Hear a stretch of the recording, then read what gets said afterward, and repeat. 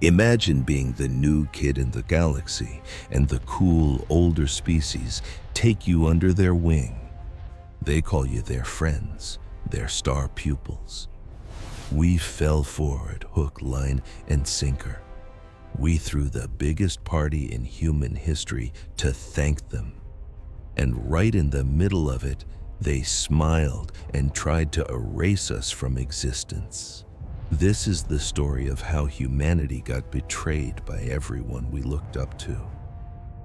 But you're going to want to stick around, because this is also the story of how we got even.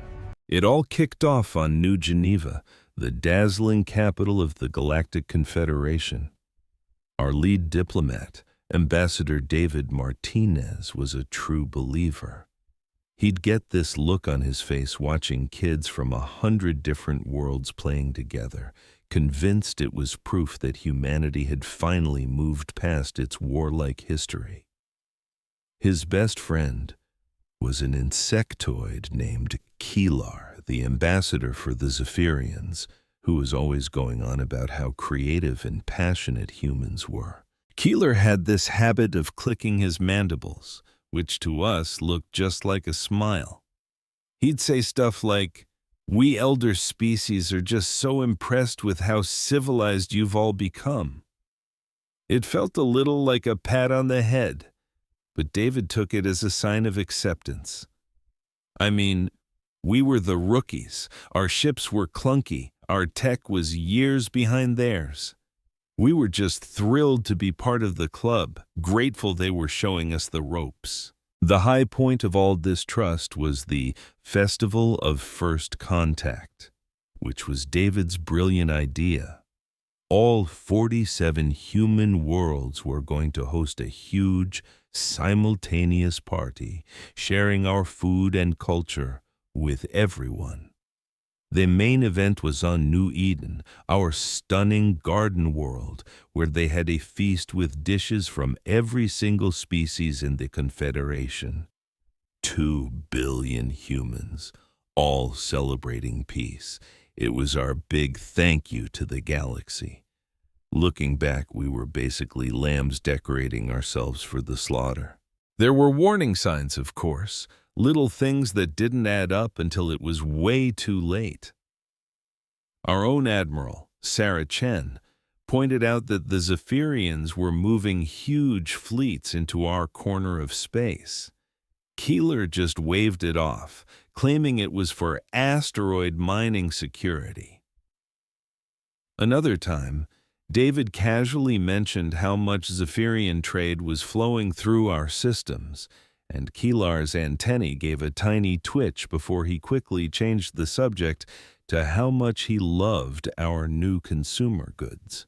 David trusted him without a second thought.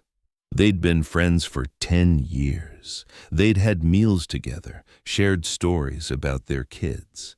You don't just toss that kind of friendship away because of a gut feeling. Every negotiation, every single treaty was based on this idea that humanity had to be the good guys, the peaceful ones, to prove we belonged.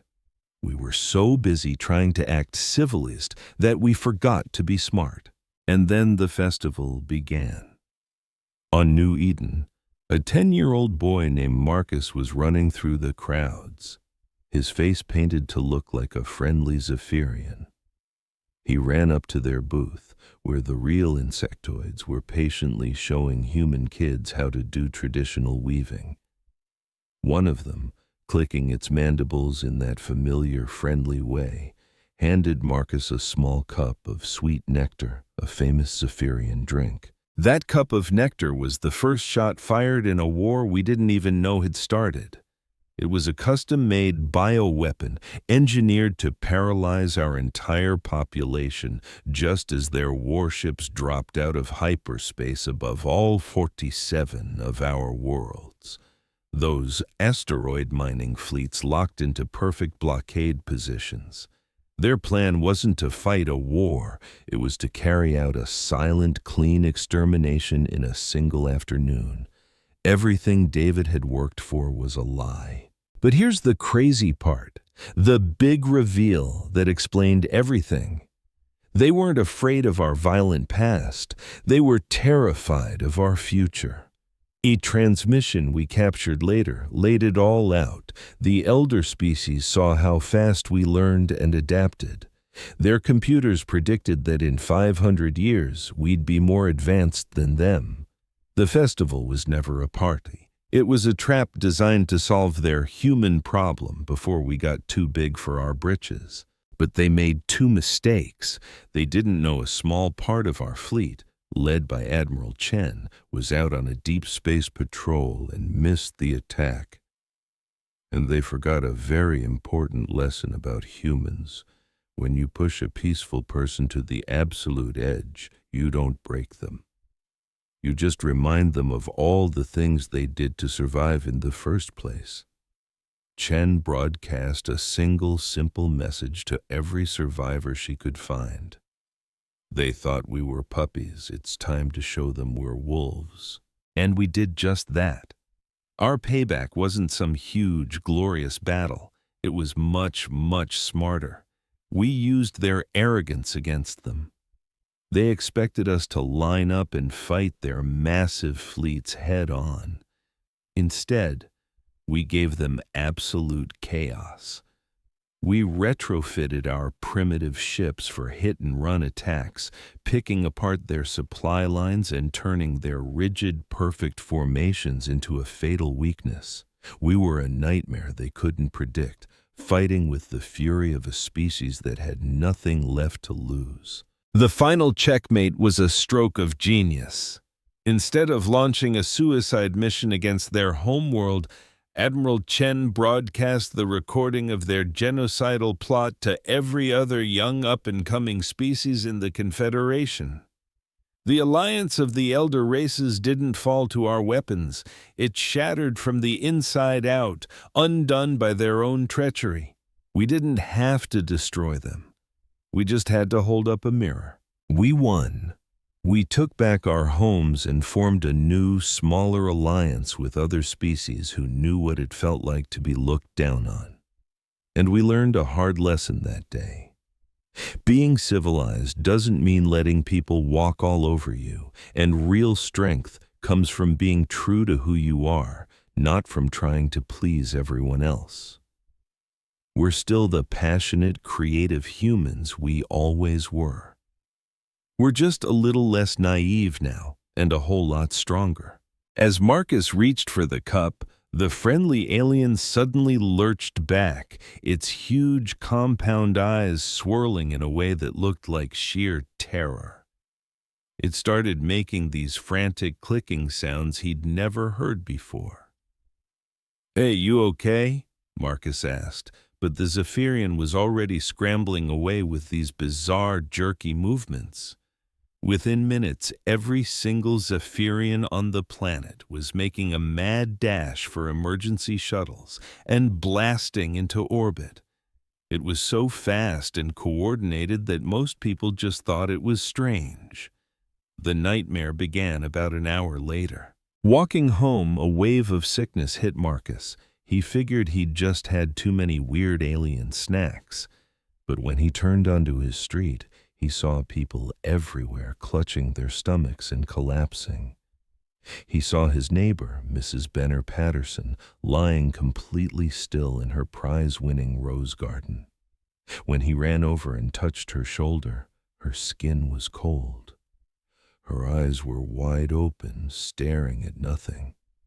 The same thing was happening all across the planet, all at the same time. Entire families fell silent in their homes. The orbital station was screaming for help, their life support failing in ways no one could explain. Captain Hayes of the Orbital Guard was one of the first to understand the horror. His equipment was designed to detect biological agents, and the readings on his screen made his blood turn to ice. "It's not a virus," he managed to say over an emergency channel. "It's artificial. It's engineered to target human DNA and only human DNA." A Across 46 other worlds, the same disaster was unfolding. The bioweapon had been slipped into the water, the food, even the air. Every settlement that joined the festival was now in total collapse. Back on Earth, Admiral Chen stood frozen in the command center, watching the galactic map light up with crimson alerts. One by one, entire human worlds went silent. "New Eden is dark, Admiral," a communications officer said, his voice shaking. 2 billion people were getting nothing. "Report," Chen snapped. 17 worlds are completely offline, ma'am. The others are reporting casualties in the millions. Whatever is happening, it's hitting us all at once. Chen's hands clenched into fists as the truth crashed down on her. This wasn't a plague. The timing, the sheer precision of it all. It was a perfectly executed military strike. Someone had used our celebration as the perfect cover to poison every single human world simultaneously. In her lab, Dr. Elizabeth Grant, Earth's leading biochemist, confirmed their worst fears. "It's manufactured," she told the emergency council. "The pathogen has artificial markers all over it. This weapon was designed specifically to wipe us out." President Santos's pale face filled the screen. "Who would do this?" "To deliver it this effectively," Dr. Grant said grimly, "they had to be someone we trusted completely. Whoever planned this knew everything about us. They knew our festival schedules, the blueprints of our colonies, and they had a key to our most basic systems. They've been setting this up for months, maybe even for years." As the reports flooded in, the sheer scale of the slaughter became sickeningly clear. Only the heavily armed military bases and Earth itself had been spared. The farming worlds, the research outposts, the huge civilian cities, every single one was hit. Out of 8.22 billion humans living among the stars, less than 2.5 billion were still breathing. The Galactic Confederation's response was fast and completely worthless. They called emergency meetings to talk about the tragic crisis. Ambassador Martinez found himself in a room full of aliens, all of them offering their deepest sympathies and calling for a calm, careful investigation. "We must not leap to conclusions," announced Prime Speaker Veltar, a creature made of pure energy. "While this tragedy is shocking, we have to follow the proper procedures." Ambassador Kilar, an old acquaintance of Martinez from the Zaharian delegation, rose to speak. "The Hegemony offers its complete support for any investigation. We share the galaxy's sorrow over this horrific loss." Martinez watched his friend talk and felt a cold knot tighten in his gut. The words were perfect, the tone was just right, but the alien's big, compound eyes showed absolutely nothing. It was the same empty look Kilar had when he was talking about shipping schedules. "And just how long is this investigation going to take?" Martinez demanded. "These things require careful, thoughtful study," the speaker replied, his voice chillingly calm. "We can't risk making false accusations. The very stability of our civilization hangs in the balance." While the Confederation was busy wrapping itself in red tape, human survivors were fighting to stay alive. The few remaining colonies were immediately cut off as galaxy-wide quarantines slammed down around them. Ships that were carrying desperately needed medical supplies were turned away from human space with the excuse of safety concerns. The survivors were suddenly on their own, abandoned by the very civilization they had been a part of for 150 years. Admiral Chen stood on the bridge of her flagship, watching the last weak signals from the outer colonies fade into nothing but static.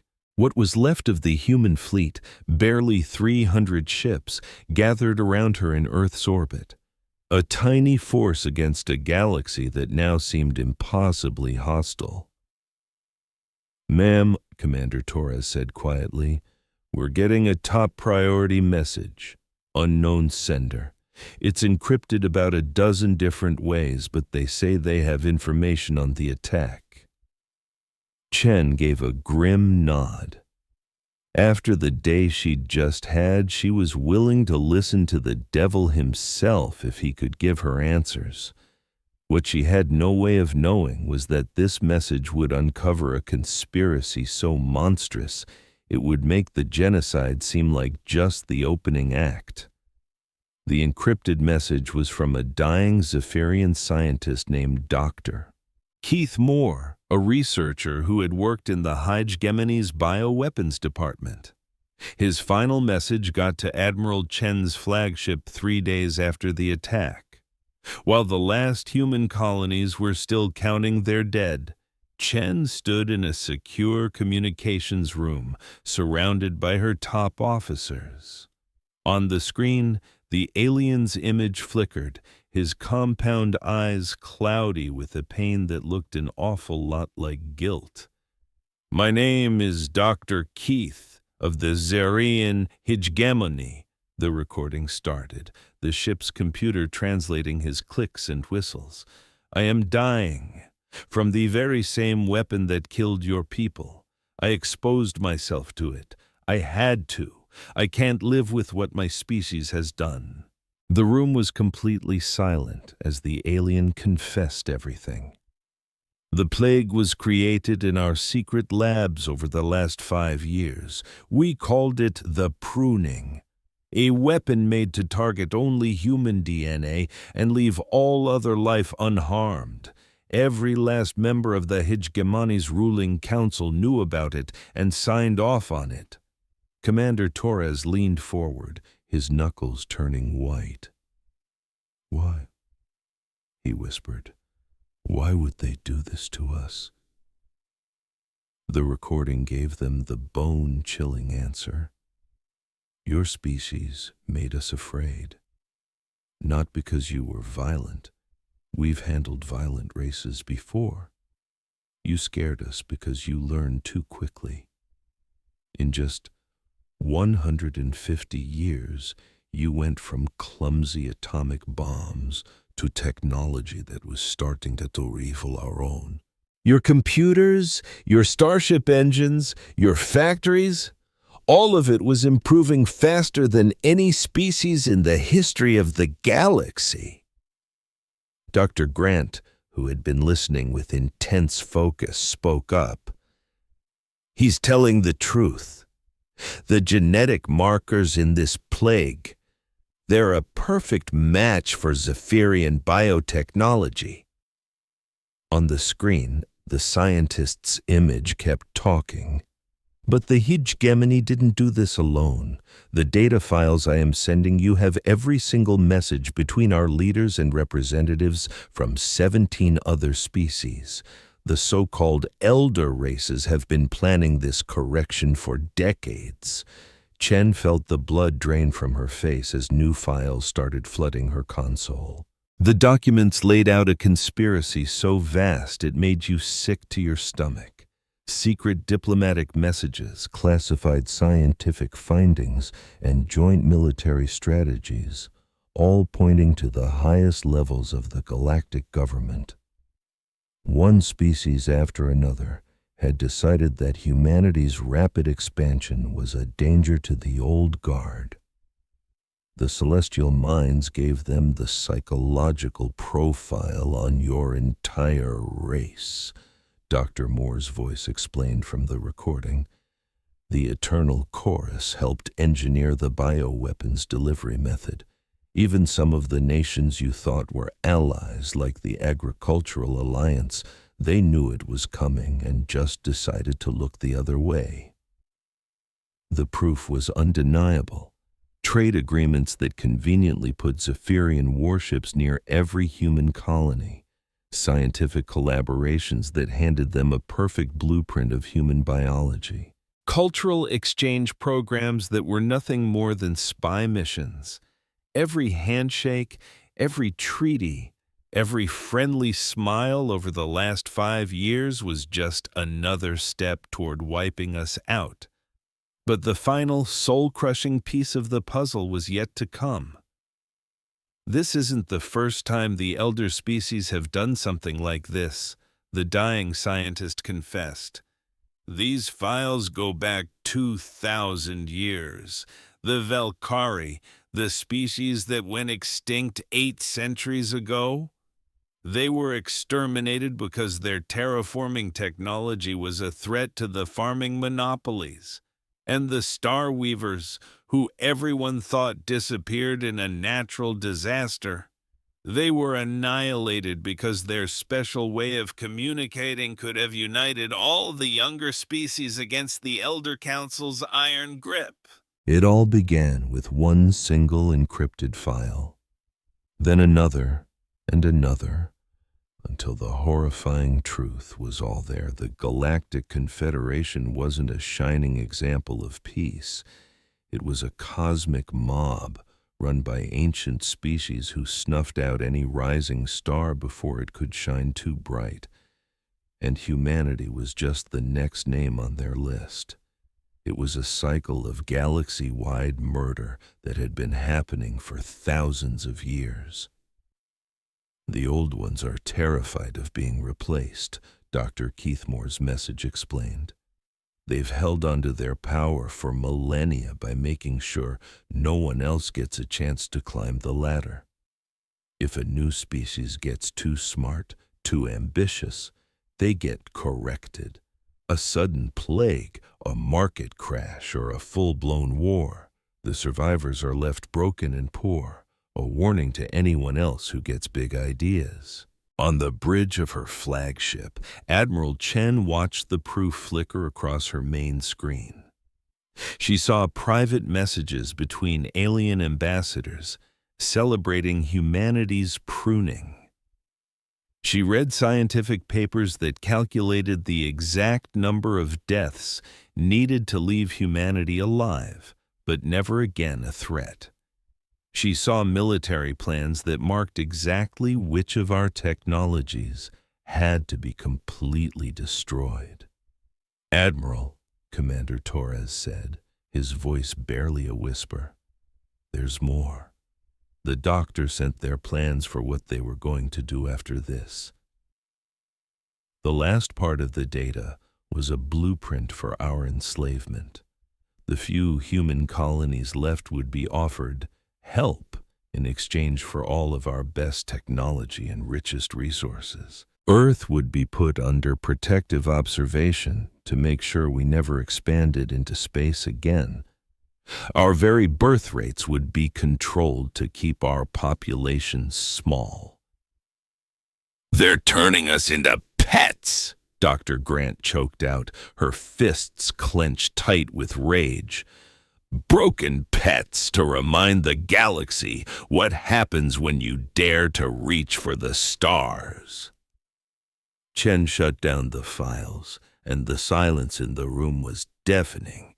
She looked at her officers, good people who had spent their whole lives building bridges, believing in the dream of the Confederation. Now, that dream was a nightmare.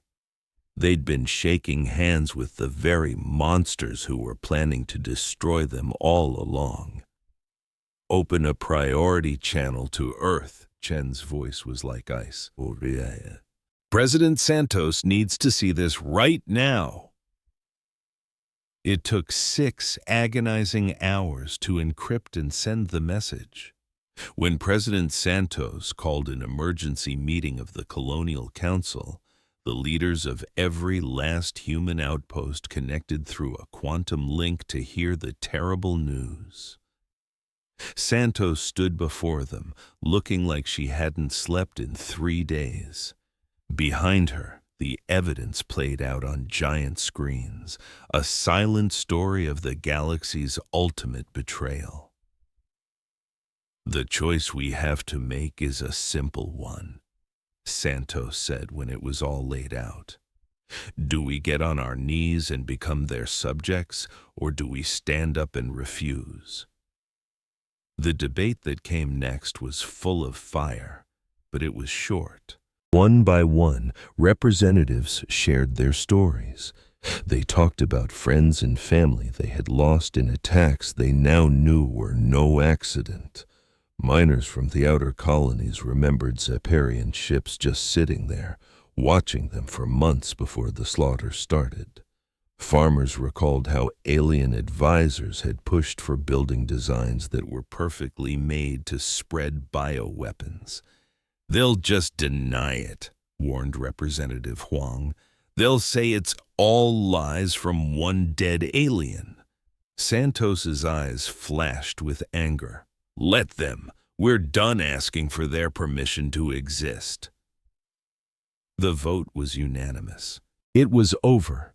Every single human colony had voted to leave the Galactic Confederation, effective right now. All trade deals were torn to shreds. All cultural exchanges were canceled. Every last diplomat was ordered home. But President Santos had one final act. As the entire council looked on, she activated the emergency war protocols, granting absolute power to Admiral Chen and the defense fleet. What came next wouldn't be solved with treaties. "For 150 years, we tried to play their game," Santos declared, her voice echoing to every human still alive. "We came to them in peace, and they plotted to wipe us out. We offered them our trust, and they plunged a knife in our back. We followed every rule they set, and they slaughtered us for it." She paused, her eyes burning into the camera lens. "The Galactic Confederation taught us a valuable lesson. Being the good guy is a luxury you can't always afford." They wanted a war? They wanted to find out who we really are when the gloves come off? Well, they're about to get their wish.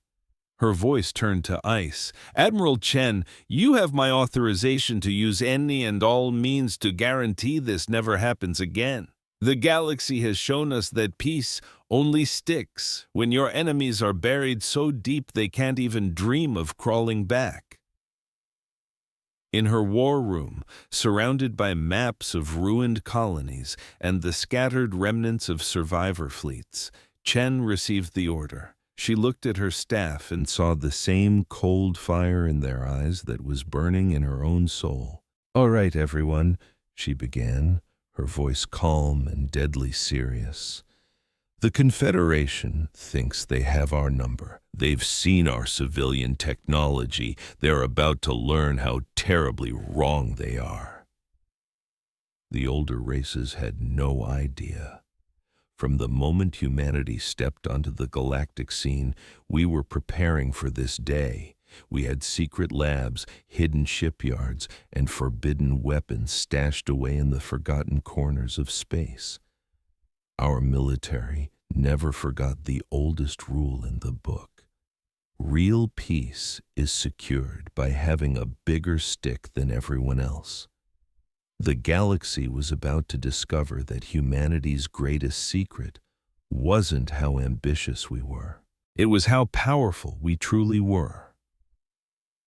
The first shockwave hit when Admiral Chen's fleet suddenly doubled.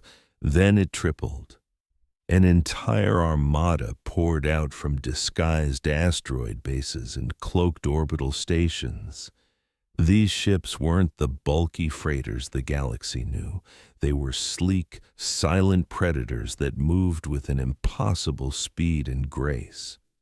On the bridge, Commander Torres could only stare at his tactical display, his mouth hanging open. "Admiral, My sensors are reading over 3,000 warships. For God's sake, where did they all come from? A cold smile barely touched Chen's lips. We've been building them for 60 years, Commander. Every deep space mining operation, every research station beyond Pluto, every factory they were never allowed to set foot in.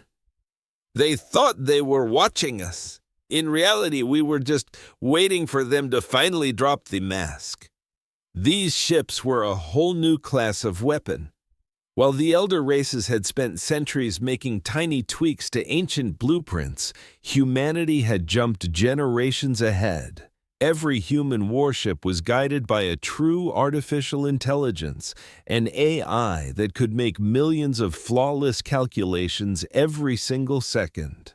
Dr. Sarah Kim, a survivor of the New Eden massacre, was now the fleet's lead scientist. From the command deck of the science vessel Newton, she was about to conduct a symphony of technology the Confederation couldn't even imagine. "Arya, you can begin the deployment sequence for the first wave," she said calmly. "Affirmative, Dr. Kim," a serene, synthesized voice responded. "Phase 1 manufacturing protocols are now engaged. I project completion in 47 hours. If the Confederation's top brass had any clue what was happening, they would have surrendered on the spot. Human ships weren't just armed with cannons, they were armed with entire automated factories capable of building perfect copies of themselves, using nothing but asteroids and ice. A human fleet could enter a new star system and within hours literally devour the local asteroid belts, spitting out more ships, more weapons, and even more mobile factories. Their first target was a Zephyrian military base called Carrion's World, a key staging point for the genocide. The aliens chose it because it was quiet, remote, and far from any major shipping lanes. Admiral Chen's armada dropped out of hyperspace precisely 72 hours after she got the go-ahead. The Zephyrian defenders spotted them and prepared for a conventional battle, relying on tactics that hadn't changed in 500 years. They were completely unprepared for what was about to happen. Instead of a frontal assault, the human fleet unleashed a tidal wave of self-replicating drones that descended on the system like a metallic swarm of locusts. The drones, each no bigger than a shuttle, immediately began consuming asteroids, scrap metal, and even the derelict mining outposts in the system's outer rings. Aboard the Zephyrian flagship, Captain Velketh watched his sensor readouts in absolute horror. "They're building," he stammered over the comms.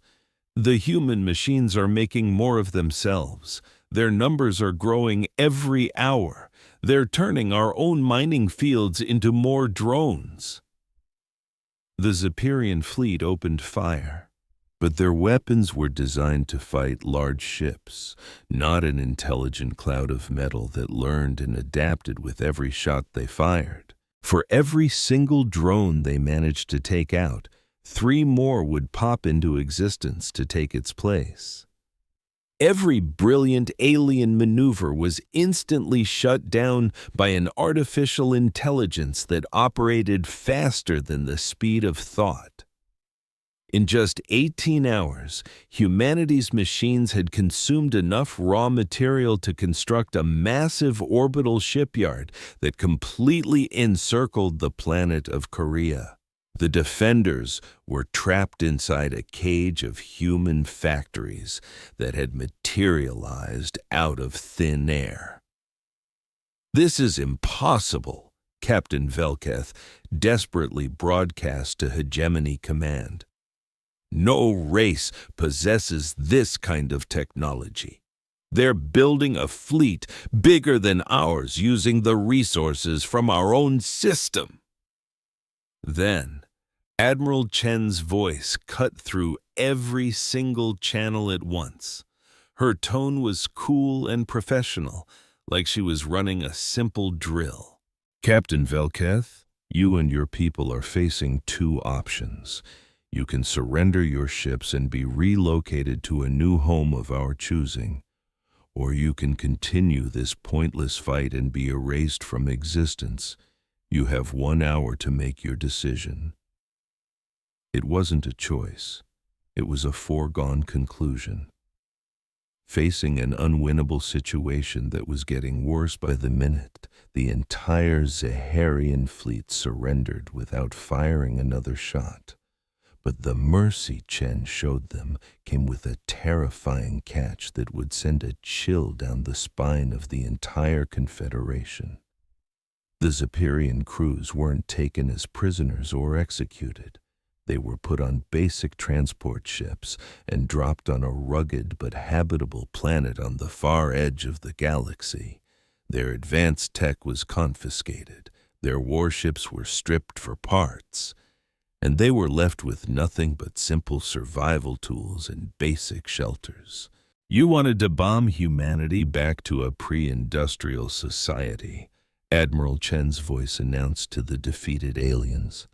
So now, you get to experience that for yourselves. Go on, build your civilization back from scratch, and remember that every morning you wake up alive is because we are allowing it. The message spread like wildfire across the galaxy. Humanity wasn't here to conquer. They were demonstrating that the power to annihilate a species was also the power to show it mercy, but only on their terms. News of what happened at Korea's world reached the elder species within days, but their leaders simply couldn't believe the reports. The idea that humans had this level of technology was absurd. They had been monitoring humanity for decades, and all their intel showed were clunky computers and primitive manufacturing. What they couldn't comprehend was that humanity's greatest weapon wasn't a piece of hardware. It was our unbelievable talent for looking weak and harmless while hiding our true strength. Every clunky human computer they'd scanned actually concealed a quantum processing core that worked on a level the galaxy didn't even know was possible. Every simple-looking factory was secretly a front for molecular assemblers that could build anything from raw atoms. The Celestial Mind's Intelligence Division went into a panic, trying to figure out how they got it so wrong. The lead analyst, Morton, frantically sifted through decades of data, looking for any clue he might have missed about humanity's secret capabilities. Their learning curve was always off the charts, he explained to the Emergency Council. We assumed they were just stealing and copying our tech, but they were actually inventing entirely new sciences. While we were making tiny upgrades to our ancient designs, they were rewriting the very laws of physics and engineering. The Confederation reacted quickly, but it was already too late. Fleets from a dozen different species warped into human territory, confident that their sheer numbers would overwhelm any technological advantage the upstarts had. For thousands of years, the elder races had dominated the galaxy with superior firepower and perfect strategy. The aliens were about to get a lesson they'd never forget. Their old way of winning didn't mean a thing against an enemy that could build an army faster than they could destroy it. The Battle of Wolf. 359 was the fight that shattered the Confederation's military power. Nearly 200 of their warships faced off against just 30 human ships in what should have been a complete wipeout for us. The entire fight was over in exactly 17 minutes. Our ships moved with an eerie, flawless coordination, their AI systems sharing combat data faster than any organic crew could even think. By the time the alien ships fired their weapons, our vessels were already gone, vanishing from where their targeting computers swore they should be. When the aliens tried to coordinate their own attacks, our electronic warfare systems tore through their communications, feeding them fake orders and ghost signals of ships that weren't there. But the moment that truly broke their spirit came when our fleet revealed its final, terrifying advantage. Instead of fighting a traditional battle, our ships activated devices that could bend gravity itself, a technology no one else in the galaxy had even conceived of. Suddenly, alien ships found themselves being crushed by invisible forces or flung out of the battle at nearly the speed of light. Captain Martinez of the Aquatic Alliance, commanding the Tidal Force, sent a desperate surrender request after he saw his allies' ships get crumpled up like soda cans. "What do you want from us?" he pleaded. Admiral Chen's voice was then broadcast to every single surviving alien ship. "We want you to go home. Go home and tell your leaders what you witnessed today. Tell them that for 150 years, humanity tried to play by the rules of civilization. Tell them that when you decided to commit genocide, you taught us that civilization was a luxury we just couldn't afford anymore." She paused, letting the message sink in among the wreckage of what was once the most feared fleet in the galaxy. "Tell them we're not your little brothers now. We're not even your equals. We are your superiors, and the only reason your species gets to see another sunrise is because we're allowing it. But if you ever threaten us again, if you so much as think about it, we won't just destroy your fleets. We'll make sure your species never makes it past the Stone Age." The rest of the alien ships turned and ran for their home systems, carrying a message that would rewrite galactic history forever. The long reign of the elder species was finished, and a new age of human dominance had begun. 18 months after the genocide, Admiral Chen stood on an observation deck orbiting the planet that used to be the capital of the Zephyran hegemony. The world below was completely transformed. Where their massive insect-like cities once stood, human terraforming machines had cultivated enormous gardens and parks, all memorials to the billions of victims from New Eden. The Zephyran people weren't annihilated. Instead, in an act humanity called proportional justice, they were relocated to a barren desert world with nothing but Stone Age technology. "Let them start over from nothing," the human leadership had declared. "Let them remember exactly how it feels to have everything ripped away." "Here's the construction report, Admiral," Commander Torres said, walking over with a datapad showing numbers that would have been unthinkable for the old Confederation. "The shipyards are now putting out 200 new ships every single day. Our manufacturing efficiency has jumped 30% since last month." Chen just nodded, scanning the report. Humanity's self-replicating technology had now expanded to 40 star systems, transforming entire planets into giant industrial factories that pumped out ships, weapons, and new colonies at a mind-boggling speed. The galaxy's old way of doing things was over. "Any update on the surrender talks?" she asked. "The Eternal Chorus officially gave up this morning. That makes 14 species who have accepted the new terms. The Celestial Minds are still trying to resist, but we're hearing about food riots breaking out in their outer colonies." The new terms were simple and non-negotiable.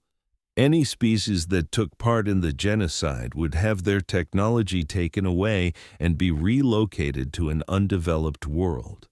Any species that stood against the genocide or tried to help us would become a junior partner in the new galactic order. And any species that did nothing would be allowed to continue, but under humanity's watchful eye. There wasn't a fourth option. Suddenly, a hologram of Dr. Sarah Kim appeared on the deck. Her image was being broadcast from a research station orbiting Earth. "Admiral, we've just finished analyzing the Velkari archives. You need to see this." The Velkari were one of 17 species that the elder races had wiped out over the last 2,000 years. Our archaeology teams had been discovering their ruins on dead worlds all over the galaxy, finding more and more proof of civilizations that were systematically exterminated for challenging the Old Guard's control. "What is it, Doctor?" Chen asked. "They were artists, Admiral. The Velkari created the most incredible terraforming technology this galaxy has ever known. They could turn dead rocks into paradise worlds in less than a decade. The elder species slaughtered every last one of them because that tech would have broken their monopoly on the galactic food supply." Chen felt that old, familiar rage burning inside her. It felt like every week they uncovered more proof of the Confederation's horrific crimes. Species erased for discovering better medicine, faster ways to communicate, or safer methods of travel. The so-called Golden Age of Peace had been built on a mountain of secret genocides. The Star Weavers were an even more tragic story, Dr. Kim went on. They had developed a way to communicate instantly across the entire galaxy. That kind of technology would have united everyone, making the elder race's control over information impossible. So, they unleashed a specially designed plague that killed 98% of the Star Weavers and was engineered to make the survivors forget their own science. And that's exactly why Admiral Chen felt no guilt at all for what humanity was doing. You see, the so-called elder species hadn't just tried to eliminate us. They had been the galaxy's bullies for thousands of years, crushing any younger race that showed too much promise. The only thing that was different this time, humanity fought back, and we won. "Admiral!" Lieutenant Zhang's voice cut through her thoughts from the comm station. "We have an incoming transmission from the Confederation's Emergency Council. They say they want to negotiate." Chen almost laughed out loud. After 18 months of us taking apart their empire piece by piece, now they wanted to talk? Their legendary fleets were nothing but scrap metal.